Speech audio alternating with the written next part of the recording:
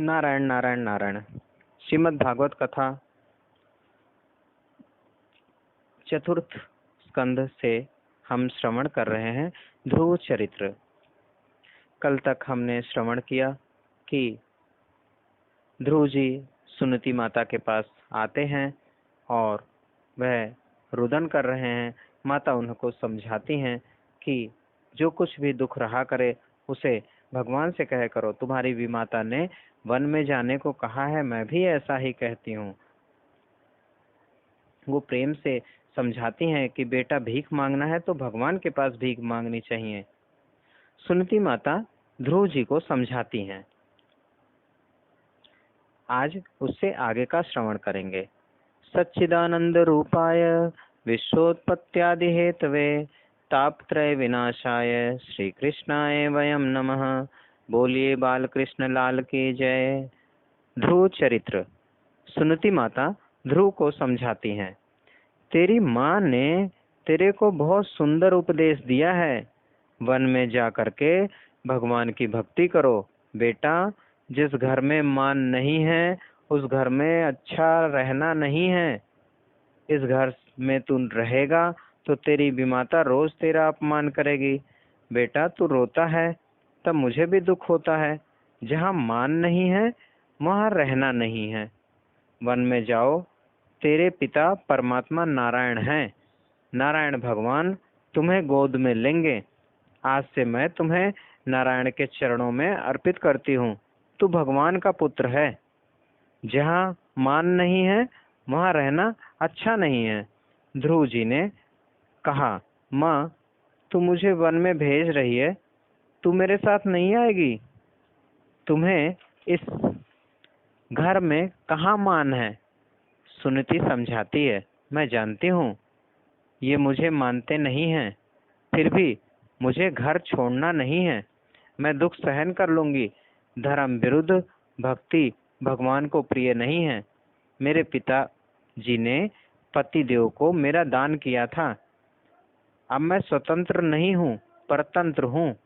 स्त्री बाल्यावस्था में माता पिता के अधीन रहे, युवा अवस्था में पति देव के अधीन रहे और वृद्धावस्था में पुत्र के अधीन रहे। स्त्री बहुत स्वतंत्र हो करके बाहर घूमती है तो स्त्री का पतन होता है। स्त्री में स्नेह ज्यादा है, बुद्धि कम है। जो स्त्री घर छोड़ करके बाहर बहुत घूमती है उसका घर बिगड़ जाता है। स्त्री का धर्म यह है कि घर के एक एक जीव में ईश्वर की भावना करे। मैंने पति में परमात्मा की भावना रखी है। पतिदेव भले ही मेरा तिरस्कार करें तो भी मैं पति की सेवा छोड़ूंगी नहीं। आज तक मैंने पतिदेव की सेवा करती रही। आज तक मैं पतिदेव की सेवा करती थी। आज से मैं सावधान रहूंगी। जो मेरे पति को बहुत प्यारी लगती है उसकी मैं दासी हूँ। वह मेरा तिरस्कार करेगी, मेरा अपमान करेगी तो भी मैं सहन करूंगी। कभी तो भगवान को दया आएगी। मैं वन में नहीं जाऊंगी। धर्म विरुद्ध भक्ति भगवान को प्रिय नहीं है। भक्ति धर्मानुकूल होनी चाहिए। मैं पतिदेव का त्याग नहीं करूंगी। पतिदेव मेरा भले ही त्याग करें, मेरे सामने देखने को तैयार नहीं है तो भी मैंने पति को परमात्मा माना है। पतिदेव की सेवा छोड़ करके मैं वन में नहीं जाऊंगी। बेटा पतिदेव की सेवा करते हुए मैं नारायण से प्रार्थना करूंगी कि मेरे बालक का रक्षण करना। तू मेरे पेट में था तब जिस भगवान ने तेरी रक्षा की थी वही भगवान जंगल में तेरा मंगल करेंगे। तेरी माँ तेरे साथ नहीं जाती है किंतु मेरा आशीर्वाद तेरे साथ है। मैं भगवान को रोज प्रार्थना करूंगी कि मेरे बालक को संभालना। आज से तू मेरा पुत्र नहीं है, आज से तू नारायण का पुत्र है। वेद में भगवान ऐसा बोले हैं, जीव मेरा पुत्र है। शृण्वन्तु विश्वे अमृतस्य पुत्रः। बेटा मेरी बहुत इच्छा है कि मेरा पुत्र महान भगवत भक्त हो। जिस गादी में तेरे दादा बैठते थे, तेरे पिता बैठते हैं, भविष्य में दूसरा कोई बैठेगा। उस गादी में बैठने की इच्छा रखना ही नहीं। भगवान तुम्हें ऐसी गादी में बिठाएंगे जहां बैठने के बाद कभी उठने का प्रसंग आएगा ही नहीं। ध्रुव जी माँ की गोद में बैठे, खड़े हुए, माँ को साष्टांग वंदन किया है। माँ का हृदय भर आया। 5 वर्ष का बालक है। मेरा भाग्य कैसा है। मुझे घर में रहना है। बालक को मैं वन में भेजती हूँ। उसी समय सुनीति माता ने नारायण का स्मरण किया है। आपके आधार से मैं बालक को वन में भेजती हूँ। मेरे बालक को संभालना। ध्रुव जी ने सुनीति माता को बोध दिया है। ध्रुव जी को सुनीति माता ने बोध दिया है, बेटा वन में जाने के बाद कोई साधु संत मिले तो उनको साष्टांग प्रणाम करना। संत सभी के पिता समान हैं। संत निस्वार्थ भाव से प्रेम करते हैं। संसार का सभी प्रेम स्वार्थ से भरा हुआ है। कोई संत मिले तो संसार का सभी प्रेम स्वार्थ से भरा हुआ है। कोई संत मिले तो संत को साष्टांग प्रणाम करना। बालक को समझाया है। सुनीति को दुख तो हुआ, किंतु उसने दुख के वेग को दबाया है। बालक के सामने रोना नहीं है। उसके सामने मैं रोऊंगी तो वह रोने लगेगा। सुनीति ने अपना हृदय पत्थर जैसा कठिन बनाया। बालक के जाने के बाद दरवाजा बंद करके एकांत में रो लूंगी। उसके सामने रोना नहीं है। ध्रुव जी जाने लगे। तब सुनीति का हृदय भर आया। बेटा बेटा बेटा कहती हुई दौड़ गई है। बालक को हृदय से लगाया है। प्यार से बालक को समझाया, बेटा तू बड़ा सयाना बेटा है। मैं जो कहूँगी सो तू करेगा। बालक ने हाथ जोड़े हैं।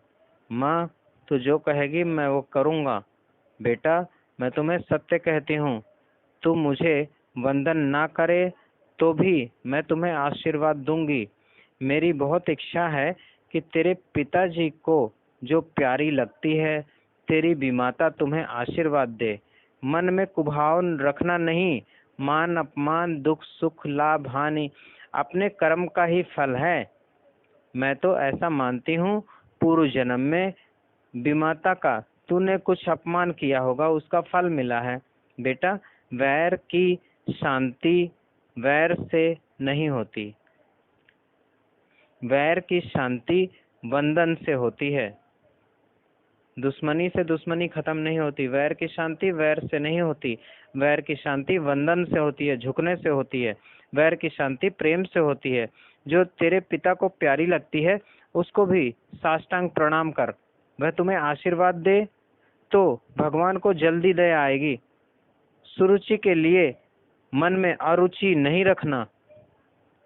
ध्रुव जी विमाता को वंदन करने के लिए आए हैं। सुरुचि पलंग पर बैठी है।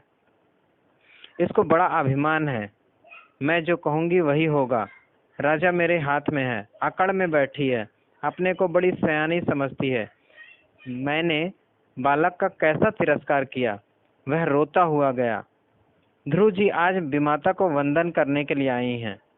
सुरुचि देखती है, मैंने जिसका तिरस्कार किया वह मुझे साष्टांग वंदन कर रहा है। कैसा भोला बालक है। इसका हृदय कैसा शुद्ध है।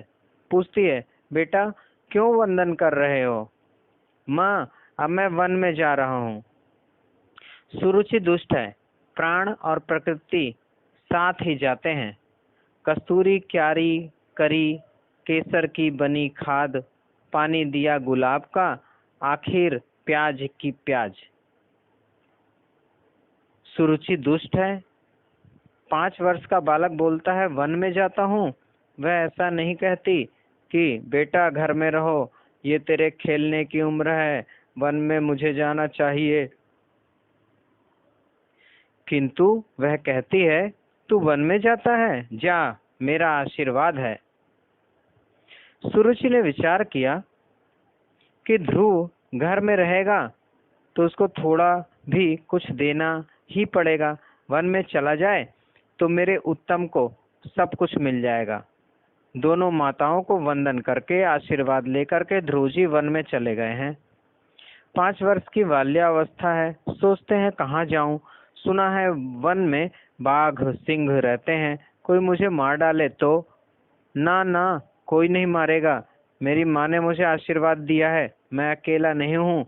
माँ का आशीर्वाद मेरे साथ है। मुझे कुछ भी हो, अब घर में नहीं जाना है। आज बैकुंठ में भगवान को चिंता हुई है। एक महान पतिव्रता स्त्री ने मेरे आधार से इस बालक को वन में भेजा है। उसका पति में कैसा भाव है? पति ने उसका तिरस्कार किया है, फिर भी वह अपनी पति को परमात्मा मानती है। उसने मेरे आधार से इस बालक को वन में भेजा है, अब वह मेरा पुत्र हुआ। भगवान ने नारद जी को प्रेरणा की है। बालक घर छोड़ करके निकला है, मार्ग में आप उसको मिलो, उसकी परीक्षा करो, उसको समझाओ। ध्रुव जी जिस मार्ग से जाते हैं उसी मार्ग में देवर्षि नारद जी आए हैं। आँख में नारायण है, मुख में नारायण है, मन में नारायण है, रोम रोम में नारायण है। नारायण नारायण नारायण नारायण कीर्तन करते हुए चलते हैं। ध्रुव जी नारद जी को पहचान सके नहीं। फिर उन्होंने सोचा, मेरी माँ ने मुझे कहा है कोई साधु संत मिले तो साष्टांग प्रणाम करना। मार्ग में ही ध्रुव जी ने साष्टांग प्रणाम किया है। नारद जी का हृदय भर आया। बालक के मस्तक पर हाथ रखा है। बड़ा सयाना है, इसकी माँ ने इसको समझाया है। नारद जी के मुख से बेटा शब्द निकला। बेटा कहाँ जाता है? घर क्यों छोड़ दिया? बेटा शब्द सुनते ही ध्रुव जी को सुनती माँ की याद आती है। मैं घर में था तब मेरी माँ मुझसे कैसा प्रेम करती थी, मुझे बेटा बेटा कहती थी। मेरी माँ ने मुझे आशीर्वाद दिया है, जो मार्ग में दूसरी माँ मिली है। सदगुरु माँ है। एक माँ बालक को स्तनपान कराती है, पुष्ट करती है। सदगुरु माँ है, ऐसी माँ है जो स्तनपान से छुड़ाती है। अब किसी के पेट में जाने का प्रसंग आएगा ही नहीं। सदगुरु माँ है। सदगुरु मिलने पर ही नवीन जन्म होता है। बेटा घर क्यों छोड़ा है, कहाँ जा रहा है? नारद जी प्रेम से बालक को निहारते हैं। बालक को विश्वास हो गया, इनका मेरे ऊपर बहुत प्रेम है। उसका हृदय भरे आया। बालक रोने लगा। नारद जी ने उसे छाती से लगा लिया। बेटा क्यों रोता है, तुम्हें क्या हुआ? बोल तो सही, क्यों घर छोड़ा है? बालक ने कहा, परमात्मा के लिए मैंने घर छोड़ा है। मेरी माँ ने मुझसे कहा है कि नारायण मेरे पिता हैं, भगवान की गोद में मुझे बैठना है। भगवान के लिए मैंने घर छोड़ा है। नारद जी डोलने लगे। बहुत पढ़ा लिखा भी ऐसा नहीं बोल सकता। भगवान के लिए उसने घर छोड़ा है, भगवान उसके पिता है। बेटा ये तो तेरी खेलने की उम्र है। तेरी विमाता ने कुछ कहा होगा, उसे मन में रखना नहीं। चल मैं तुम्हें घर ले चलता हूँ, तेरे पिता को समझाऊंगा, आधा राज्य तुम्हें मिलेगा। मुझे घर नहीं जाना, मेरा कोई अपराध नहीं है, तो भी मेरा बहुत तिरस्कार किया है। नारद जी ने कहा, तुम्हें इस जन्म में भगवान का दर्शन नहीं होगा। इस जन्म में नहीं होगा तो दूसरा जन्म लूंगा, तीसरा जन्म लूंगा, कभी तो भगवान को दया आएगी। अब घर में नहीं जाऊंगा। बालक का दृढ़ निश्चय देख करके नारद जी प्रसन्न हुए हैं। बीज व्यर्थ नहीं जाएगा। नारद जी ने चतुर्भुज नारायण का ध्यान कैसे करना है यह बालक को समझाया है। नारायण की मानसी पूजा कैसे करनी है यह समझाया है और कहा, बेटा मैं तुम्हें एक मंत्र देता हूँ। ओम नमो भगवते वासुदेवाय, ये महामंत्र है। आँख से चतुर्भुज नारायण का दर्शन करो। शंख चक्र गदा पद्मधारी नारायण विराजमान है। आँख से दर्शन करे, मन से स्मरण करे, जीभ से जप करे, कान से मन के मंत्र के अक्षरों को सुने, जप करो, तब मन में स्मरण करो भगवान का। आँख से भगवान का दर्शन करो, समाधि लगेगी। पास में ही मधुबन है। श्री यमुना जी तुम्हें नारायण की गोद में बिठाएंगे। तेरे लिए यमुना जी सिफारिश करेंगे, तेरा ब्रह्म संबंध होगा। नारद जी ने ध्रुव जी को समझाया है। राजा उत्तानपाद ने सुना, मेरा बालक घर छोड़ करके वन में चला गया। त्याग में कैसी शक्ति है। ध्रुव जी घर छोड़ करके वन में गए तो ध्रुव जी का तो कल्याण हुआ ही, अब राजा का भी कल्याण होता है। राजा के अंदर की आंख खुलती है, मैंने क्या किया। एक 5 वर्ष के बालक सब कुछ छोड़ करके वन में चला गया। मैं एक स्त्री को नहीं छोड़ सकता। मेरा मन स्त्री में फंस गया है। मैं स्त्री का दास बन गया हूँ। धिक्कार है मुझ पर। मैंने बड़ा भारी पाप किया है। एक महान पतिव्रता स्त्री का मैंने तिरस्कार किया है। सुनीति में कोई दोष नहीं है। सुरुचि ने झूठ मूठ मुझे ऐसे समझा दिया था कि मैं उसके अधीन हो गया था। मैंने सुनीति का त्याग किया, एक महान पतिव्रता का त्याग किया। ये मेरी भूल है। राजा की अब अंदर से आंख खुली है। आज राजा को सुनीति प्यारी लगती है। मेरी भूल हुई है। मैं सुनीति को वंदन करके क्षमा मांगूंगा। बहुत दिन के बाद राजा उत्तानपाद सुनीति के घर आए हैं। सुनीति एकांत में रो रही है। मेरे बालक को भूख लगी होगी। मेरे बालक को कौन खिलाएगा। 5 वर्ष का ही तो है। तभी दासी अंदर आकर के कहा, महाराज आए हैं। सुनीति ने सोचा, कभी मेरे घर में नहीं आते थे, आज क्यों आए हैं। ऐसा लगता है कि मुझे कुछ और सुनाने आए हैं। सुनीति धैर्य धारण करके धीरे से बाहर आती है। आज राजा के हृदय का परिवर्तन हुआ है। आज सुरुचि में फंसा हुआ अतिकामी उत्तानपाद नहीं है। आज सुनीति उसको प्यारी लगती है। राजा के हृदय में पश्चाताप है। मैंने भूल की है। मैंने बड़ा भारी पाप किया है। एक महान पतिव्रता स्त्री का मैंने तिरस्कार किया है। सुनीति बाहर आती है। राजा दौड़ता हुआ उसके समीप आया है, क्षमा मांगता है। सुनीति ने कहा, आप मेरे भगवान हैं, कभी ऐसा करना नहीं। मैं आपकी दासी हूँ। बहुत दिन के बाद पति पत्नी का मिलन हुआ है। तू दासी नहीं है, तू देवी है। मैंने तेरा बहुत तिरस्कार किया। आंख से प्रेम के आंसू बहने लगे हैं। मन शुद्ध हुआ है। मेरा ध्रुव कहाँ है। बालक को देखना है। ध्रुव को गोद में लेने की इच्छा है। ध्रुव जहाँ हो वहाँ मुझे तू ले चल। सुनीति समझाती है, मैंने उसको वन में भेजा है। वह कहाँ गया मैं नहीं जानती। मेरा एक बालक तो घर में है। उत्तम मेरा बालक है। सुनीति की आंख में प्रेम है। एक बालक हमारी सेवा करेगा। एक बालक भगवान के लिए वन में गया है। मेरे तो 2 बालक हैं। मेरा एक बालक तो घर में है। राजा को समझाया, रोना नहीं, भगवान कृपा करेंगे तो बालक घर में आएगा। उधर नारद जी को चिंता हुई। ध्रुव मेरा शिष्य है। मैंने उसे मंत्र दिया है। मेरा शिष्य यमुना जी के किनारे भक्ति करता है और उसका पिता राजमहल में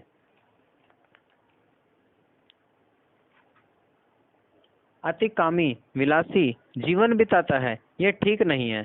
संत जिसको अपनाते हैं उसके कुटुंब की भी उनकी को चिंता रहती है। राजा को अब सुधारना है। नारद जी आए हैं। राजा ने कहा है, मैं अतिकामी हूँ। एक स्त्री के कहने से मैंने निर्दोष बालक का तिरस्कार किया। मेरा बालक घर छोड़कर के वन में गया है, कब आएगा।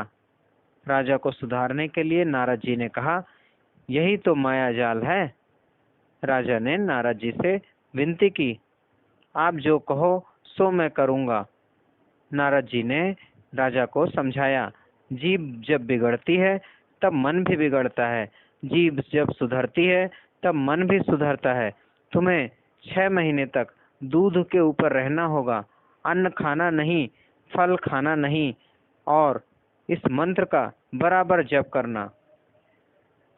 ओ हरे कृष्ण कृष्ण कृष्ण हरे हरे, हरे राम राम राम हरे हरे, हरे कृष्ण कृष्ण कृष्ण हरे हरे, हरे राम राम राम हरे हरे, हरे कृष्ण कृष्ण कृष्ण हरे हरे, हरे राम राम राम हरे हरे, हरे कृष्ण कृष्ण कृष्ण हरे हरे, हरे राम राम राम हरे हरे, राम राम हरे हरे, राम राम हरे हरे। इस महामंत्र की एक विशेषता है, गुरु किए बिना भी यह मंत्र सफल होता है। दूसरे सभी मंत्र गुरु द्वारा लेने पड़ते हैं, वे गुरु सिद्ध होने चाहिए। कलयुग में सिद्ध संत जल्दी मिलते नहीं हैं। जो सिद्ध महात्मा हैं वे गुफाओं में छिप गए हैं। कलयुग का प्रभाव बहुत बढ़ गया है, यह उन्हें सहन नहीं होता है। दूसरे सभी मंत्र गुरु द्वारा लेने पड़ते हैं। जो गुरु 12 कोटि जप करे उसी को मंत्र देने का अधिकार है, किंतु हरे कृष्ण मंत्र में ऐसी शक्ति है कि गुरु किए बिना भी वह सफल होता है। दूसरे जो मंत्र हैं उनका जप पवित्र अवस्था में ही किया जाता है, किंतु हरे कृष्ण मंत्र में ऐसी शक्ति है जिसका जप अपवित्र अवस्था में भी किया जा सकता है। ऐसा लिखा है, सुचिरवा असुचिरवा, सुचिता में असुचिता में, पवित्रता में अपवित्रता में जप कर सकते हैं। कलयुग में थोड़ी स्वच्छता तो दिखती है, किंतु पवित्रता कलयुग में दिखती नहीं है। पवित्रता रखना अच्छा है। पवित्र ना हो तो अपवित्र अवस्था में भी इस महामंत्र का जप किया जा सकता है। हरि नाम, कृष्ण नाम, राम नाम से कली डरता है। कली संतरणो उपनिषद का यह मंत्र है। हरि नाम का जप करने से पाप का नाश होता है।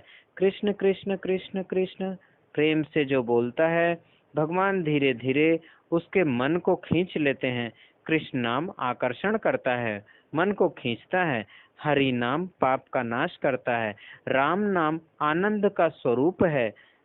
राजा उत्तानपाद को नारद जी ने कहा है, 6 महीने तक दूध पर रहना, महामंत्र का तुम बराबर जप करना तो तेरा पुत्र घर में आएगा। ध्रुव जी यमुना जी के किनारे भक्ति करते हैं। राजा उत्तानपाद राजमहल में भक्ति करते हैं। राजा का जीवन अब सुधरा है, उसकी जीभ सुधरती है, उसका जीवन सुधरता है, उसकी जीभ अति शुद्ध है, उसका मन, जिसकी जीभ अति शुद्ध है उसका मन शुद्ध होता है। सादा भोजन करने से जीभ सुधरती है, बहुत कम बोलने से जीभ सुधरती है, जीभ से भगवान के नाम का जप करने से जीभ सुधरती है। राजा का जीवन अब सुधरा है। ध्रुव जी मधुबन में यमुना जी के किनारे चतुर्भुज नारायण का ध्यान करते हैं, महामंत्र का जप करते हैं। अतिशय भूख लगती है तब कंदमूल फल खाते हैं। 3 दिन तक एक आसन में बैठे रहे। प्रथम मास ऐसी तपश्चर्या की, दूसरा महीना आया है, संयम को बढ़ाया है, अब 6 दिन तक बैठे रहे। तीसरे महीने में 9 दिन तक बैठे रहे। धीरे धीरे संयम को बढ़ाओ, भक्ति को बढ़ाओ। भोग में संतोष मानो, भक्ति में लोभ करो। भोग में संतोष मानो, भक्ति में लोभ करो, और लालच होनी चाहिए भक्ति करने की। कितने लोग ऐसे होते हैं जो कथा सुनते हैं तब तक तो संयम में रहते हैं, भक्ति करते हैं, किंतु जहाँ कथा की समाप्ति हुई कि भक्ति की भी समाप्ति वहीं हो गई। भक्ति की कभी समाप्ति करना नहीं। जिस दिन इस शरीर की समाप्ति हो उस दिन भले ही भक्ति की समाप्ति हो। आपसे हो सके तो आज से भोग की समाप्ति करो। बहुत सुख भोगा, शांति नहीं मिली। वैष्णव भोग की समाप्ति करते हैं, वैष्णव कभी भक्ति की समाप्ति नहीं करते। चतुर्थ मास आया। ध्रुव जी 12 दिन तक एक आसन पर बैठे रहे। पेड़ का पत्ता खाते हैं, यमुना जी का जल पीते हैं। 5वां महीना आया। ध्रुव जी 15 दिन तक एक आसन पर बैठे रहे। अब ध्रुव जी के हृदय में नारायण का स्वरूप प्रकट हुआ है। अब हृदय में उन्हें नारायण का दर्शन होता है। थोड़ा सा विचार करो, आपके हृदय में नारायण हैं। हृदय में नारायण होने पर भी जीव दुखी है। हृदय में नारायण है तो भी जीव पाप करता है। हृदय में नारायण है तो भी जीव माया में फंसा हुआ है। हृदय में जो नारायण है वह किसी को पाप करने से नहीं रोकते हैं। हृदय में जो नारायण है वह किसी को सुख नहीं देते हैं। हृदय में जो नारायण है वह किसी को पाप करने से नहीं रोकते। हृदय में जो नारायण है वह किसी को सुख नहीं देते। हृदय में जो नारायण है वह प्रकाशमय है। मन, बुद्धि, इंद्रियों को प्रकाश देते हैं, दूसरा कुछ नहीं करते। ये आंखें देख रही हैं, ये मन सोच रहा है, ये बुद्धि अपना कार्य कर रही है, ये सबको जो ऊर्जा प्राप्त हो रही है, हृदय के नारायण बस इतना ही करते हैं। हृदय में नारायण होने पर भी जीव पाप करता है। नारायण को नाम से प्रकट करो। भगवान के नाम में भगवान का स्वरूप प्रकट करने की शक्ति है। रूप परतंत्र है, नाम स्वतंत्र है। भगवान का रूप दूसरे के अधीन है, भगवान का नाम स्वतंत्र है। रूप परतंत्र है, नाम स्वतंत्र है। भगवान का स्वरूप जल्दी दिखता नहीं है। कदाचित किसी को दर्शन हो तो वह स्वरूप को पकड़ सकता नहीं है, किंतु नाम को आप पकड़ सकते हो। जहाँ नाम है वहीं भगवान है। जगत भगवान के अधीन है और भगवान नाम के अधीन है। जहाँ नाम है वहाँ भगवान का स्वरूप प्रकट हो जाता है।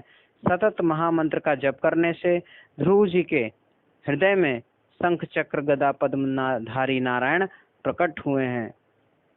जो भगवान नाम से प्रकट होते हैं वह भगवान पाप करने से रोकते हैं। हमारे हृदय में जो भगवान है वह सिर्फ प्रकाश प्रदान करते हैं हमारी इंद्रियों को, लेकिन नाम जप करने से जो भगवान प्रकट होते हैं वह भगवान पाप करने से रोकते हैं।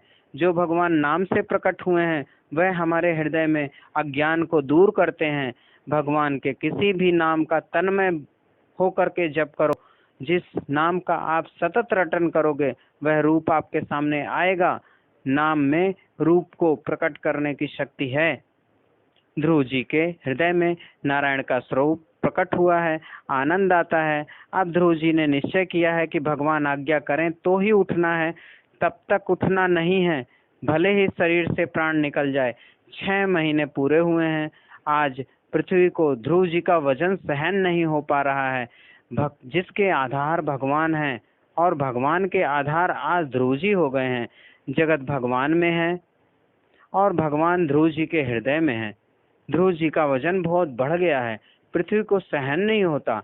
बड़े बड़े देव ऋषि परमात्मा की प्रार्थना करते हैं, बालक को दर्शन दो, बालक को दर्शन दो। अब पृथ्वी को भी वजन सहन नहीं होता। भगवान ने कहा है, ध्रुव को मैं दर्शन क्या दूं? मेरे स्वरूप उसके हृदय में प्रकट हो गया है, वह सतत मेरा दर्शन करता है। अब तो बालक को मुझे देखने की इच्छा हो रही है, मैं बालक को क्या दर्शन दूं? अब मेरा मन बालक को देखने का कर रहा है। कभी कभी भगवान को भी अपने भक्तों को देखने की इच्छा होती है। भक्त भगवान के दर्शन के लिए आतुर होते हैं। कभी कभी भगवान को भी ऐसी आतुरता होती है। ध्रुव जी को दर्शन देने के लिए नहीं है, ध्रुव जी का दर्शन करने के लिए भगवान प्रकट होने वाले हैं। चतुर्भुज नारायण का प्रकट उत्सव कल हम श्रवण करेंगे। नारायण नारायण नारायण।